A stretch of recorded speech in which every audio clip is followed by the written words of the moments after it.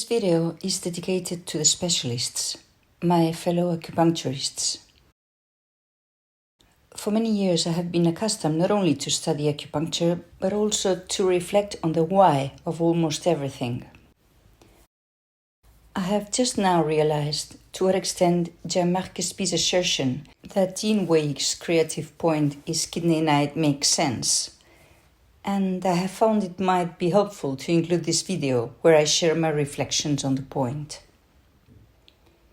Kd9, Zhubin, which ideogram can be translated as guest house, is the she point of Yin Wei Mai. The she points, as you all know, are unblocking points.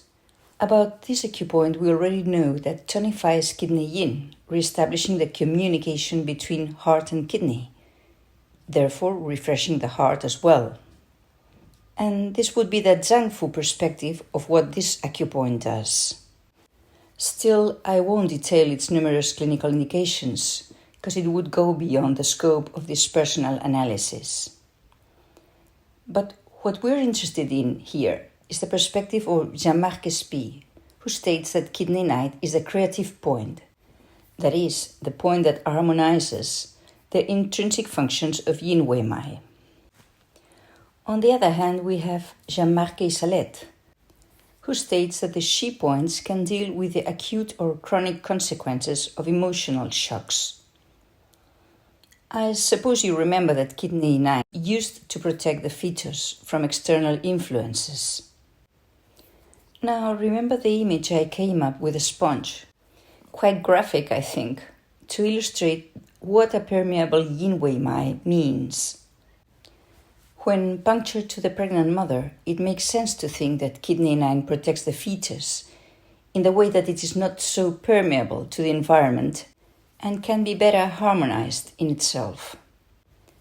But in the same way, if at the moment when this extraordinary vessel is developing, the fetus perceive external aversive stimuli, perhaps an unwanted pregnancy, or anguish or fear felt by the mother during pregnancy, as well as any kind of event that may have been aggressive to the embryo, later in adulthood you can resort to this point as a way to restabilize their then damaged Yin Wei. Now let's analyze this point a little more in depth, as presented by some French-speaking authors. Let's start with Soulié de Morant, who says about it, charge inheritance. This point cuts all hereditary or ancestral transmission. There's a quite long paper on my website in research articles dedicated to practitioners in which I talk about the resonance on the different categories of meridians of the psyche domains, among which are the different layers of the unconscious psyche. One of these is the ancestral unconscious. And here we find Soulié de Morant describing to us the ancestral inheritance resonating in Zhubin, Kd9. According to this author, tonifying Kd9 during pregnancy, specifically in the 3rd and 6th month, he says, it gives the child a special luminous complexion, a child who sleeps at night and laughs during the day, who does not get sick, and if he does, heals in a short time. In short, healthy in body, morals, and spirit. On the other hand, Jean-Marc Kespi says that this point links the individual to the order of heaven. In his own words, Kd9 is a central edge from which all phenomena are suspended. And also, he says that it provides a cohesion of yin, both physically, especially in the pelvis, and psychologically. According to this author, Zhubin point sets in motion the first physical mutations of the being after conception, and acts also in the permanent recreation of the being. Let's remember that the function of the extraordinary vessels is not only to create, but to recreate the being at each breath, at each heartbeat, at each instant. And for this reason it's interesting to treat the extraordinary meridians in periods of life crisis, because they allow the person to recreate himself, to be reborn from their own ashes. And this category of vessels act in this context because they are in contact with a previous heaven, and also because, according to my study, they allow to extract resources from the unconscious itself, to be able to start again like a phoenix from a crisis or even from a debacle. Still, according to Jean-Marc Kespi, Kd9 retains the blood within its normal pathways of circulation.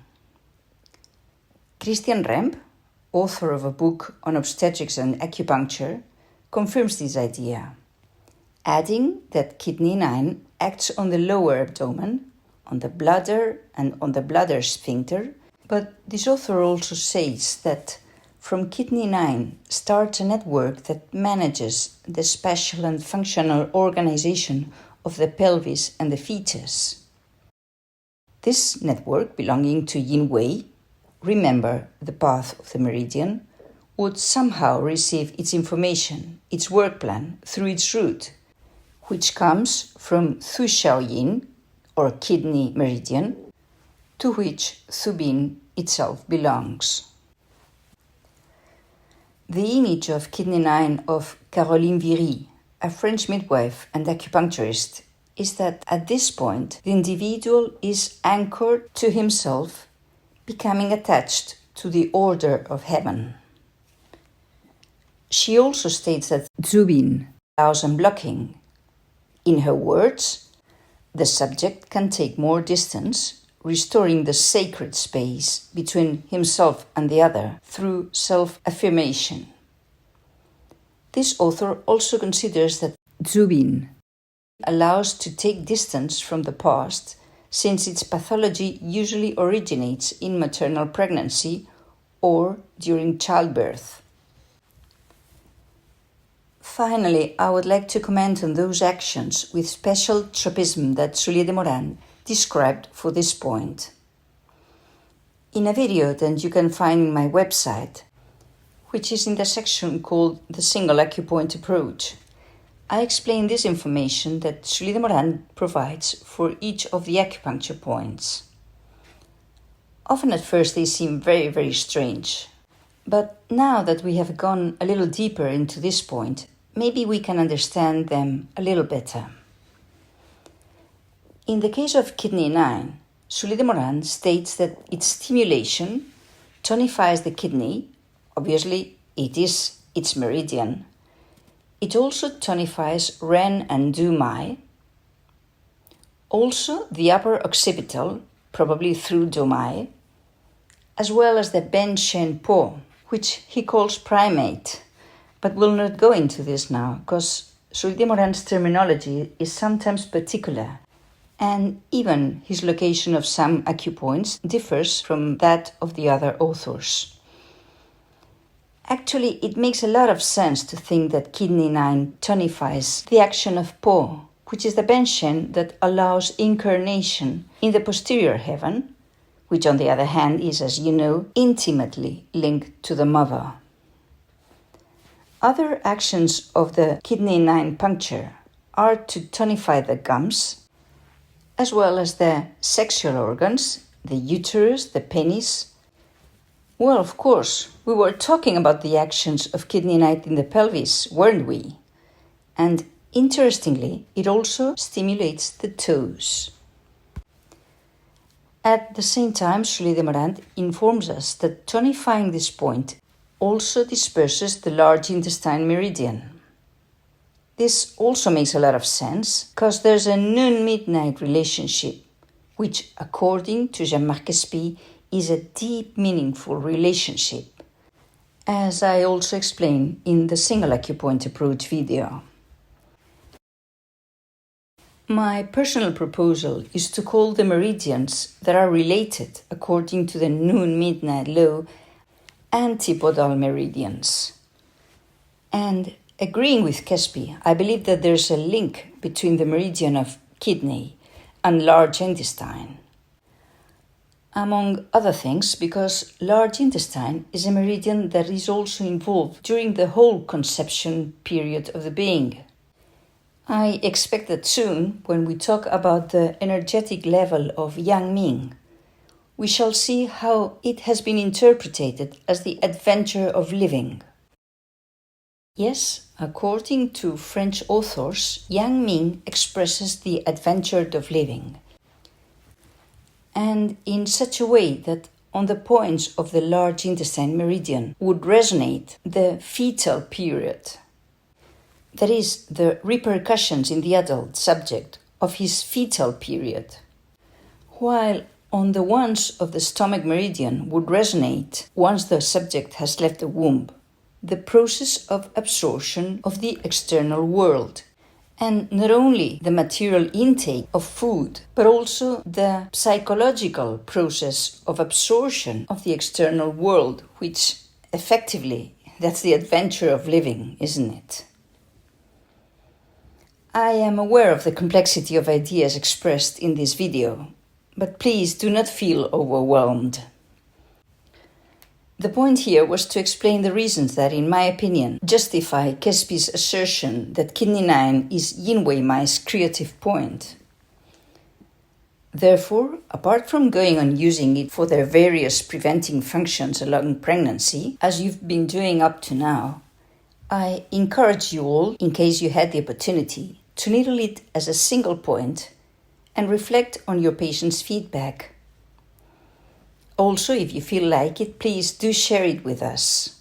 I'll be more than happy to listen about your personal experiences. I am fully engaged in deepening the knowledge on the single acupoint acupuncture practice, as its results are mind-blowing. And of course, it would be wonderful to walk this road further together with you all.